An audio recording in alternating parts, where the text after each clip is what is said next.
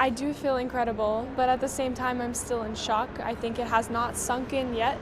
I mean, as far as being the youngest, that's hard to believe also, you know. I have been training with older people from a very young age too, so it's just something I've gotten used to, having to compete and battle against older opponents.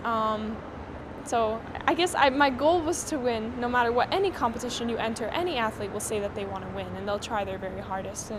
And it happened for me. It really did.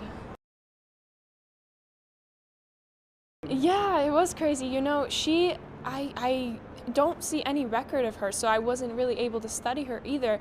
She just kind of popped out of nowhere, and she's a really great wrestler. And so, I mean, I feel like I was kind of like that too when I first started competing with adults at 18. I kind of popped out of nowhere and did really well. So I'm very familiar that people can just pop out of nowhere and be rising stars. She had a very unique style too, really fast and explosive and very well-rounded wrestling. You could see her shoot and throw and do all sorts of things. Very unique style. So it was really interesting with how to prepare for her. And in that first minute, I was like, ooh, this is interesting. But luckily, I was able to catch her with that leg lace and finish with a tech.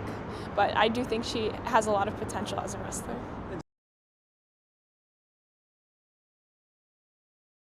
I mean, it's hard to imagine exactly what it's going to be like 4 years from now, but I do know that ever since I heard that the Olympics are going to be in LA, I immediately knew I have to make that team, because it's a once-in-a-lifetime opportunity, not only to compete in your own country, but to compete in your own state. And so it's really something I can't miss, and it's one of my biggest dreams other than having just one here in Paris.